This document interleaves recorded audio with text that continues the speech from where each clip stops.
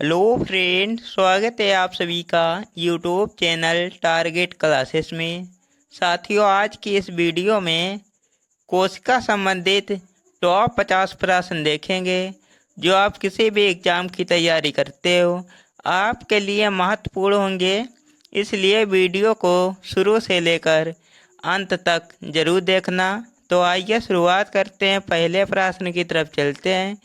उससे पहले अगर चैनल पर नए हो चैनल को सब्सक्राइब कर लेना। पहला प्रश्न है, जीवन की मूलभूत इकाई यूनिट क्या है? तो इसका राइट आंसर होगा ए कोशिका। ए इसका राइट आंसर हो जाएगा। अगला प्रश्न है, सबसे छोटी कोशिका कौन सी है? तो इसका राइट आंसर होगा सी माइकोप्लाज्मा। सी इसका राइट आंसर होगा। अगला प्रश्न है, पादप में उपस्थित कोशिका भित्ति सेल वॉल निम्नलिखित में से किन से निर्मित होती है? तो इसका राइट आंसर होगा सी सेलुलोज से निर्मित होती है। सी इसका राइट आंसर हो जाएगा। अगला प्रश्न है, कोशिका की सबसे बाहरी दीवार का नाम बताएं।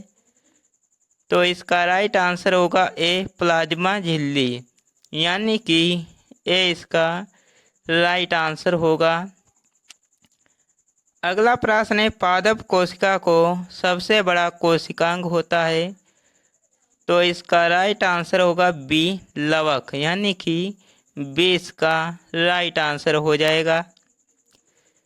अगला प्रश्न है, प्रोटीन संश्लेषण को प्लेटफार्म किसे कहते हैं?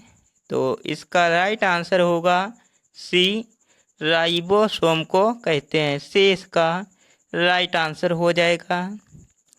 अगला प्रश्न है, निम्नलिखित कोशिका अंगों को कौन सा एक अर्धपारगम्य है? तो इसका राइट आंसर होगा ए कोशिका झिल्ली। याद रखना साथियों। अगला प्रश्न है, निम्नलिखित में से किसको सेल का पावर प्लांट भी कहा जाता है? तो इसका राइट आंसर होगा माइटोकॉन्ड्रिया को कहा जाता है। बी इसका राइट आंसर होगा। अगला प्रश्न है, प्रोग्रेडेड सेल डेथ का कोशिकीय आणविक नियंत्रण क्या कहलाता है?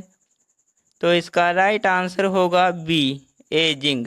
बी इसका राइट आंसर हो जाएगा।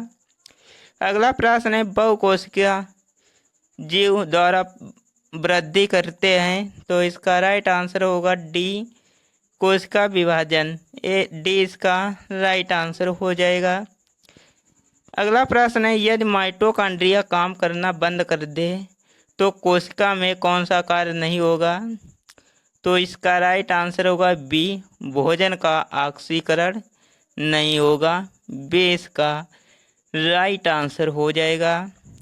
अगला प्रश्न है, एक विशेष कार्य करने वाले समान कोशिकाओं के समूह को क्या कहते हैं?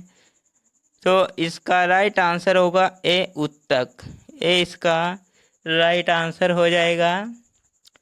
अगला प्रश्न है, निम्नलिखित में से कौन सी कोशिका अंग कोशिकीय शोषण के लिए उत्तरदायी है? तो इसका राइट आंसर होगा बी माइटोकॉन्ड्रिया, यानी कि बी इसका राइट आंसर होगा। अगला प्रश्न है, निम्नलिखित में से किसमें कोशिका भित्ति नहीं होती है? तो इसका राइट आंसर होगा डी माइकोप्लाज्मा में नहीं होती है। डी इसका राइट आंसर होगा। अगला प्रश्न है, निम्नलिखित में से कौन सी कोशिका अंग के वनस्पति तथा पशु कोशिका दोनों में उपस्थित होता है? तो इसका राइट आंसर होगा डी सूत्र कणिका। डी इसका राइट आंसर होगा। अगला प्रश्न है, कोशिका में उपस्थित प्लाज्मा झिल्ली निम्नलिखित में से किनसे निर्मित होती है?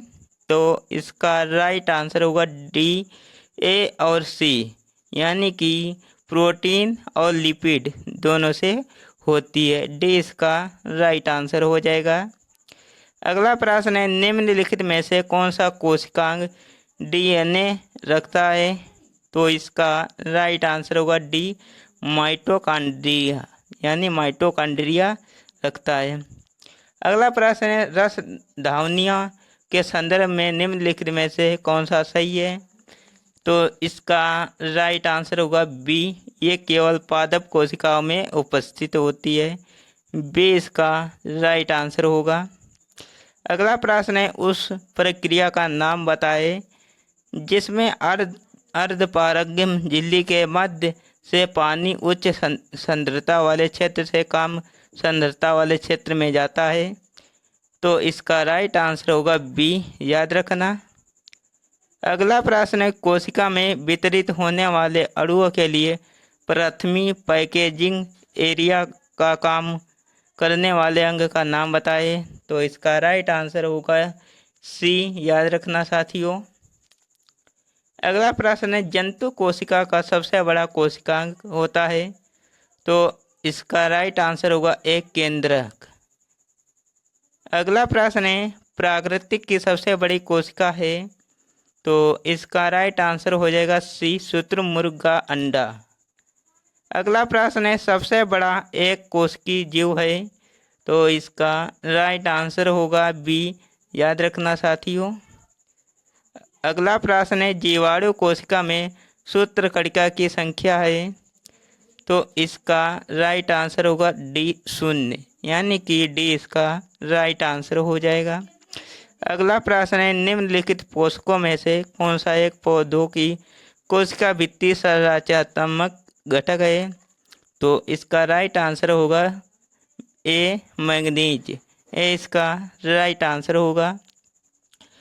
कोशिका में निम्न में से कौन सी पाचन शैली कहलाती है? तो इसका राइट आंसर होगा डी, लाइसोसोम। अगला प्रश्न है, कोशिकीय व आणविक जीव विज्ञान केंद्र कहाँ स्थित है? तो इसका राइट आंसर होगा सी, हैदराबाद में स्थित है। अगला प्रश्न है, कोशिका का जीवित अंश जीव द्रव्य कहलाता है, यह किससे बना होता है? तो इसका राइट आंसर होगा डी, कोशिका द्रव्य केंद्रक द्रव्य और अन्य कोशिकाओं से मिलकर बना होता है, याद रखना साथियों। अगला प्रश्न है, संरचनाओं के कौन से युग्म प्रायः पादप और जंतु दोनों कोशिकाओं में पाए जाते हैं? तो इसका राइट आंसर होगा सी, अंतर्द्रव्यी जालिका और कोशिका कला। सी इसका राइट आंसर होगा। 104 कोशिकाएं निम्नलिखित में से सिर्फ किसमें है? तो इसका राइट आंसर होगा सी, याद रखना साथियों। अगला प्रश्न है, 80% से अधिक सेल कोशिका में पाए जाने वाला पदार्थ है। तो इसका राइट आंसर होगा डी, जल, याद रखना साथियों।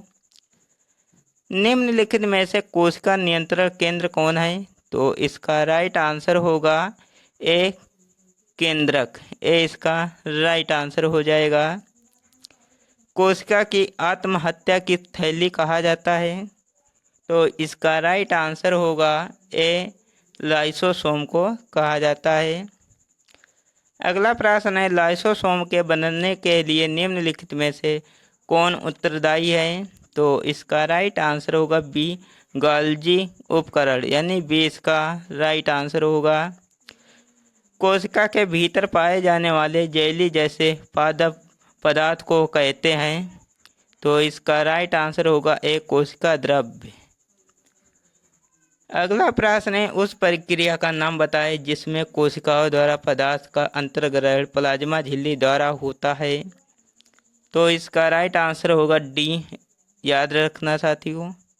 1665 में कोशिका की खोज किसने की थी? तो इसका राइट आंसर होगा ए, रॉबर्ट हुक ने की थी, याद रखना साथियों।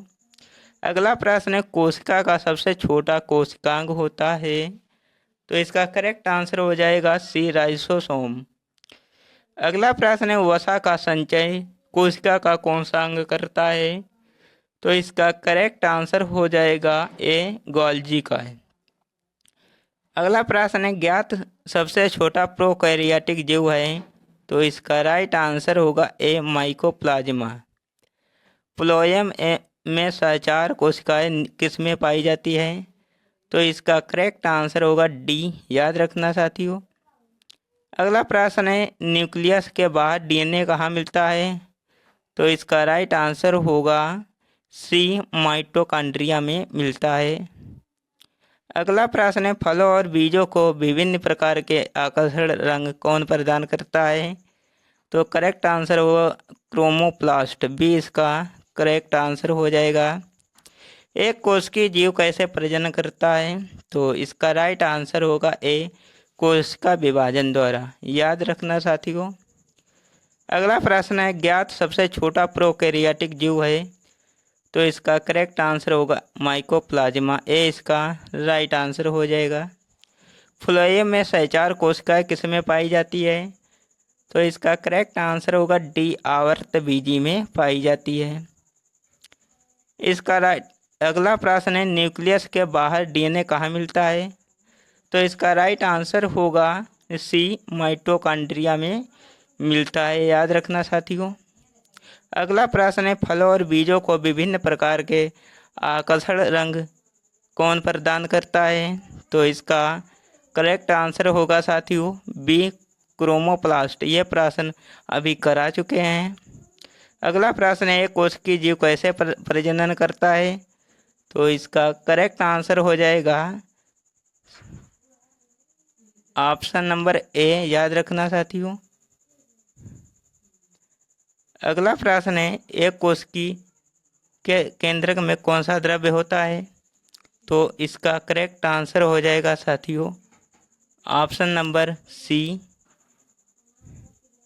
अगला प्रश्न है, निम्नलिखित में से कौन सी कोशिका अंग के केवल वनस्पति कोशिका में उपस्थित होती है? तो इसका करेक्ट आंसर होगा ऑप्शन नंबर बी, कोशिका भित्ति। याद रखना साथियों। अगला प्रश्न है, निम्नलिखित में से किसको कोशिका का शक्तिग्राह भी कहा जाता है? तो इसका करेक्ट आंसर होगा ऑप्शन नंबर बी। याद रखना साथियों। अगला प्रश्न है, निम्न में से किस कोशिकांग का एटम बम कहते हैं? तो इसका करेक्ट आंसर होगा सी, लाइसोसोम को कहा जाता है। एकल कोशिकीय प्रणालियों में जीवन की समस्त जैविक क्रियाएं जो पाचन, श्वसन और जनन कितनी कोशिकाओं द्वारा किए जाते हैं? तो इसका करेक्ट आंसर होगा ए, एक। अगला प्रश्न है, कोशिकाएं जो द्वारा कोशिकाओं से निकट रूप से संबंध अंतर्विष्ट है? तो इसका करेक्ट आंसर हमें साथी को कमेंट में बताना। इसका राइट आंसर क्या होगा? ये हमने 50 प्रश्न इस वीडियो में कंप्लीट किए। वीडियो कैसा लगा कमेंट में बताना साथियों। वीडियो अच्छा लगे तो लाइक करना, चैनल पर नए हो चैनल को सब्सक्राइब कर लेना। मिलते हैं एक नए वीडियो में, तब तक के लिए जय हिंद।